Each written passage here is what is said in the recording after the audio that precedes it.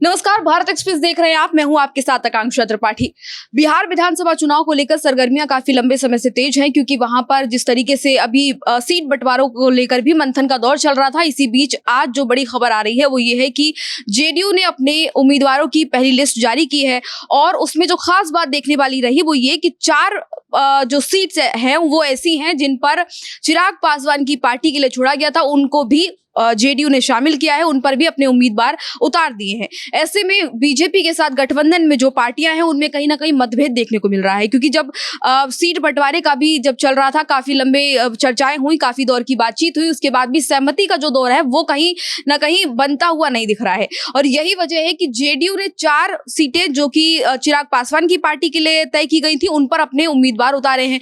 तो अब ऐसे में सवाल ही उठता है कि क्या बीजेपी की का जो गठबंधन है, गठबंधन की जो पार्टियां हैं उनके बीच टेंशन बनी हुई है, और जिसका असर कहीं ना कहीं विधानसभा चुनाव में बिहार में देखने को मिल सकता है, या फिर किस तरीके की स्थिति बनेगी, इस पर चर्चा करेंगे, बातचीत करेंगे। मेरे साथ मेरे वरिष्ठ सहयोगी हरिशंकर सर मौजूद है, उनसे बात करेंगे। सर देखिए, आज लिस्ट जारी हो गई, 57 जो उम्मीदवार हैं। हाँ, उस लिस्ट में सर 4 सीटें ऐसी हैं जो कि चिराग पासवान की पार्टी के लिए छोड़ी गई थी सीट बंटवारे के तहत। तो सीट बंटवारे से कहीं ना कहीं देखने को मिल रहा है कि असंतुष्ट हैं सभी जो गठबंधन के सारे उम्मीदवार, मतलब पार्टियां जो। देखिए, सभी पार्टियां चाहती हैं कि हम गठबंधन में कि हम ज्यादा से ज्यादा सीटों पर लड़ें, लेकिन ये जो 4 सीट है, सोनबरसा है, मोरबा है, एकमा है और राजगीर है, इस पर कहीं ना कहीं जो एलजेपी है, रामविलास पासवान की पार्टी, और अब उनके बेटे चिराग हैं, वही इस पार्टी के मुखिया हैं, सर्वे सर्वा हैं, तो उनका दावा था।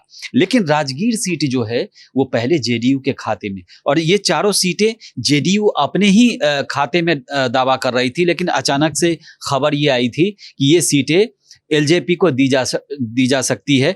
लेकिन अचानक से अभी लिस्ट जो 57 उम्मीदवारों की आई है उसमें तो जेडीयू अपने खाते में जोड़ रही है।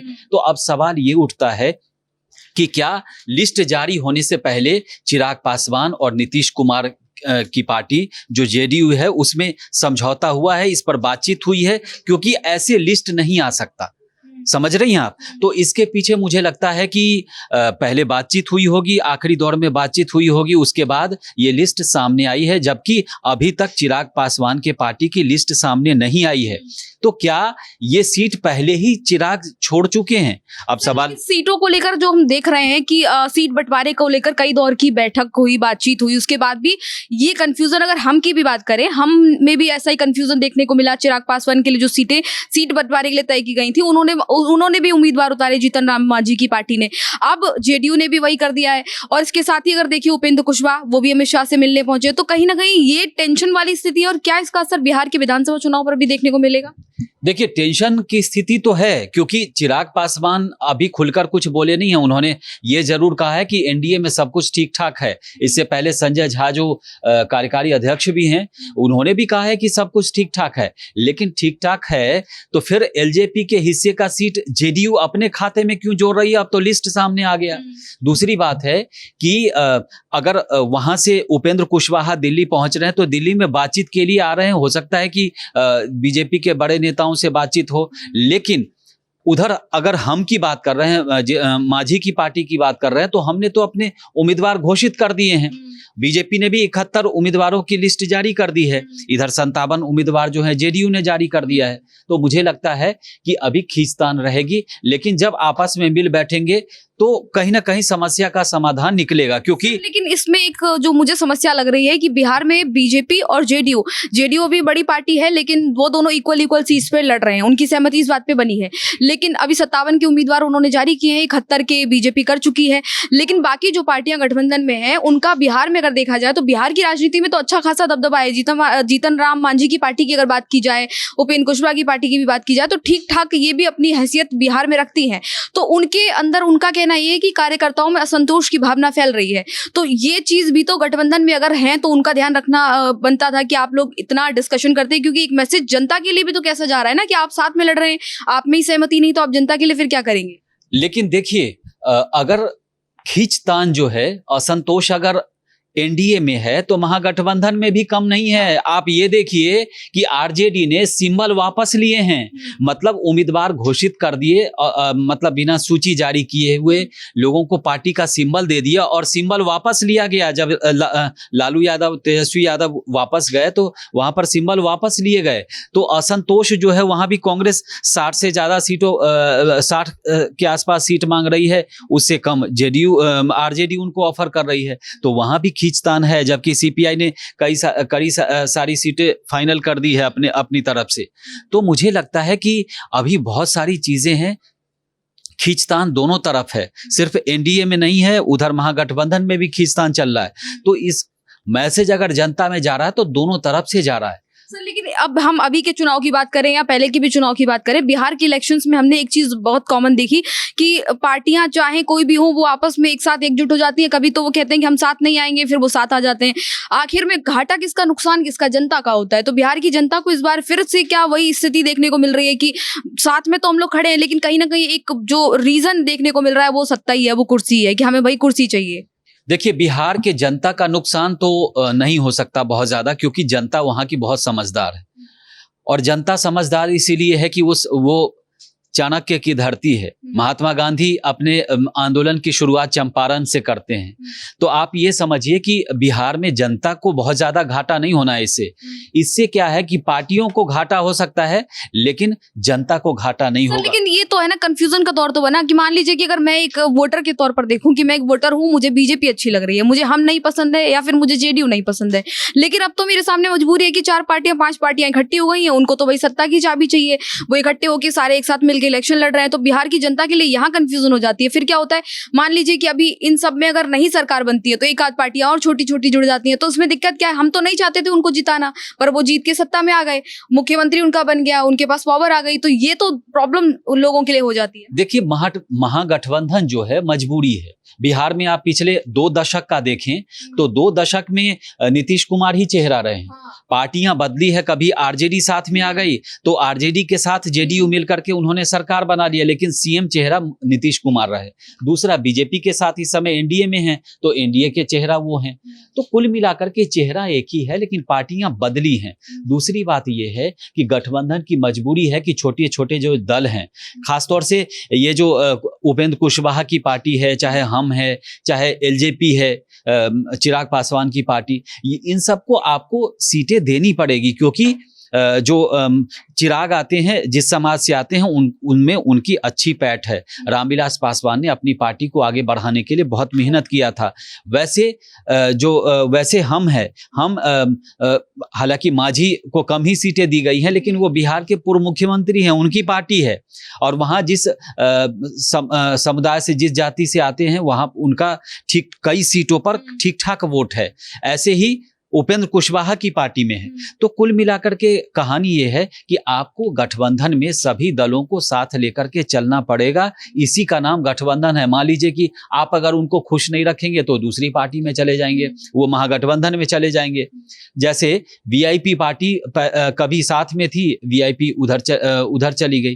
तो ऐसे ही है, गठबंधन धर्म आपको निभाना पड़ेगा, तभी चलेगी। और वैसे भी आप 2 दशक का इतिहास देखें तो नीतीश कुमार जहां रहे हैं, जिसके साथ रहे हैं, सरकार उन्हीं की बनी है। तो बड़ी पार्टी के तौर पे देखा जाए तो उनके पास सीटें भी ज्यादा थी, लेकिन सर अगर ये चीज देखी जाए बीजेपी की या फिर कांग्रेस की भी देखी जाए तो ये बड़ी पार्टियां राष्ट्रीय स्तर पर राजनीति करती हैं, छोटी पार्टियों को साथ में लेकर अपना कहते हैं उल्लू सीधा करने की कोशिश कह सकते हैं, करना चाहती हैं।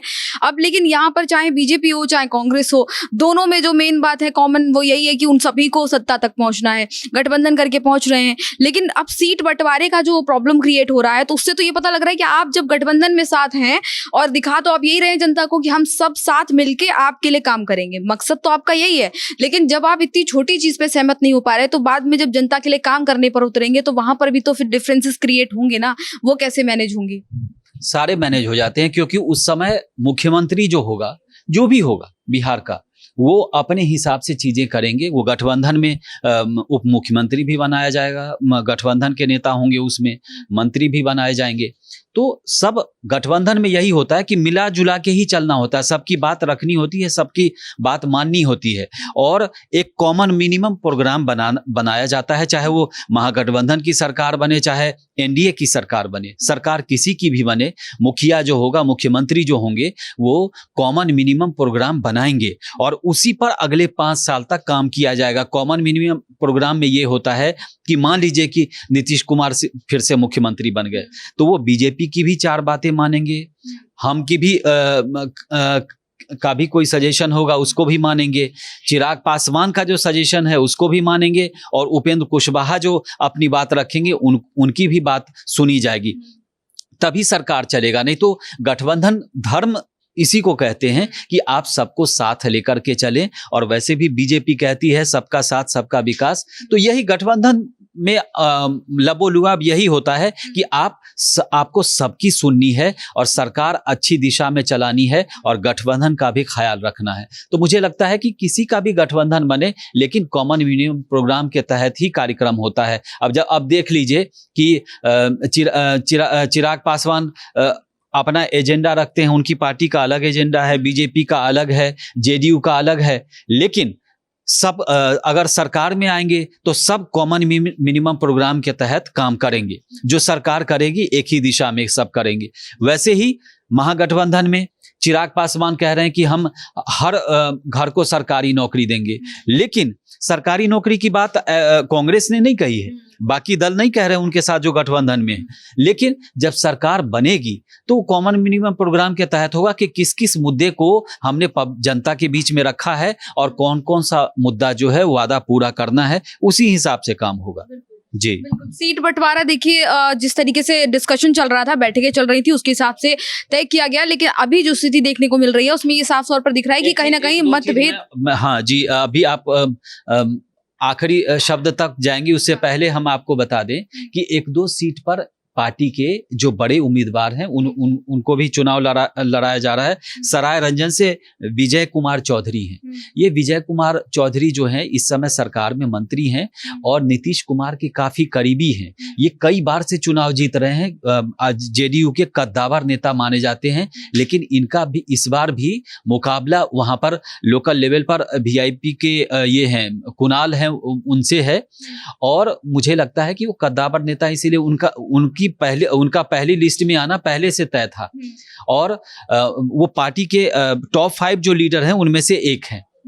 इसके अलावा और भी कई सारे सोनबरसा से जिस सीट को रत्नेश सदा यहाँ से उम्मीदवार हैं, मोरबा से विद्यासागर निषाद हैं, एकमा से धूमल सिंह हैं और राजगीर से कौशल किशोर हैं। तो मुझे लगता है कि यही चारों सीटें थी जो फंसी हुई हैं दोनों के बीच में, लेकिन कहीं ना कहीं बातचीत हुई होगी तभी ये उम्मीदवार घोषित किए गए हैं। चिराग से बातचीत हुई होगी, क्योंकि चिराग को नजरअंदाज नहीं किया जा सकता। आप 2020 का चुनाव देख लीजिए, चिराग पासवान अकेले लड़े थे और उन्होंने सबसे ज्यादा नुकसान किसको किया था? जेडीयू को किया था। हर जगह कैंडिडेट खड़े कर दिए और उनके कैंडिडेट कम मार्जिन से हारते रहे। तो ये गलती जेडीयू चाहे बीजेपी नहीं करेगी। चिराग पासवान अगर साथ में हैं तो उनका ख्याल जरूर रखा गया होगा। हो सकता है उसके बदले कोई और सीट दे दें। अभी तो जेडीयू ने सिर्फ 57 सीटें घोषित की है ना, 101 कैंडिडेट घोषित करना है कुल मिला के, तो अभी बहुत सीटें बची हैं। तो मुझे लगता है कि कोई और सीट उनको ऑफर किया गया होगा। ये भी संभावना है जो कुछ देर में कुछ घंटों में क्लियर हो जाएगा, कुछ मिनट में भी क्लियर हो जाएगा। रिएक्शन से भी क्लियर होगा कि अभी क्या रिएक्शन चिराग पासवान का आता है, उससे भी साफ होंगी। क्योंकि और एक बड़ी चीज जैसे कि आप बता रहे हैं कि उनको नजरअंदाज नहीं किया जा सकता, इग्नोर नहीं किया जा सकता, क्योंकि अगर देखा जाए तो बिहार में युवा चेहरा भी वो है। अगर गठबंधन की बात करें, बीजेपी गठबंधन की, तो उसमें भी अगर यंग कोई देखा जाए तो एनर्जेटिक और तमाम चीजों के लिए युवाओं के बीच काफी फेमस भी हैं और जिस तरीके से अपनी बात बहुत क्लियर रखते हैं। तो ऐसे में उनका तो सच बात है कि हाँ, देखिए चिराग भी युवा हैं और बिहार जो है वो युवाओं का प्रदेश कहा जाता है। इसीलिए आप देखिए, चाहे मतलब हर वर्ग में देखिए, अगर कोई लेबर पंजाब में नौकरी करने जा रहा है, कोई जम्मू कश्मीर में करने जा रहा है, कोई कर्नाटक तमिलनाडु में जा रहा है, तो वो सब युवा है। तो युवाओं का प्रदेश माना जाता है और युवाओं में खासे लोकप्रिय हैं ये चिराग पासवान। दूसरी बात ये है कि उनकी जो पार्टी है वो रामविलास पासवान की पार्टी है और रामविलास पासवान के लिए ये कहा जाता है कि वो जिसके साथ उसी की सरकार, चाहे केंद्र में देख लीजिए चाहे राज्य में देख लीजिए। अभी इस चीज के लिए मुझे लगता है सर चिराग पासवान को थोड़ी और मेहनत करने की जरूरत पड़ेगी। अभी फिलहाल इस भूमिका में वो नहीं है कि सरकार वाली। चिराग ठीक है, रामविलास पासवान का कद बहुत ज्यादा था, लेकिन चिराग भी उस दिशा में जाने की कोशिश कर रहे हैं और खासे लोकप्रिय हैं। तो मुझे लगता है कि बहुत ज्यादा दिक्कत उनको नहीं आने वाली। और केंद्र में मंत्री भी हैं इस समय, बोलते भी अच्छा हैं, सादे अंदाज में बोलते हैं। ये चीज काफी वाकई अच्छी है। और जिस तरीके से भी हम देख रहे हैं कि लिस्ट जारी कर दी गई है उस पर, लेकिन कहीं ना कहीं थोड़ा ये देखने को जरूर मिल रहा है कि उतनी ज्यादा सहमति नहीं है गठबंधन में, क्योंकि सीटों को लेकर जिस तरीके से फाइनल किया जा रहा है, इतनी जो बैठकें हुई, चर्चाएं हुई, उसके बाद सीट बंटवारे पे बात हुई, लेकिन फिर भी उम्मीदवार उतारे। जेडीयू ने 4, रामविलास पासवान की पार्टी जिन सीटों पर तय हुई थी अपने उम्मीदवार उतारने के लिए, तो ऐसे में अब कंफ्यूजन का दौर है कि क्या स्थिति। अब चिराग पासवान इस पर क्या रिएक्शन देते हैं, क्या उनको कोई और सीटें मिलती हैं और आगे क्या स्थिति होगी, वो सब हम आपको अपडेट देते रहेंगे। फिलहाल हमने आपको अभी जानकारी ये दी कि जेडीयू की तरफ से पहली लिस्ट जो है उम्मीदवारों की वो घोषित कर दी गई है और बिहार का चुनाव फिलहाल जो है एकदम टॉप लेवल पर काफी ज्यादा इंटरेस्टिंग होता जा रहा है और हर दिन कोई ना कोई नया नया अपडेट आ रहा है। तो वो सभी अपडेट जानने के लिए हमारे साथ बने रहिए, जुड़े रहिए भारत एक्सप्रेस के साथ। फिलहाल इस जानकारी में इतना ही। नमस्कार।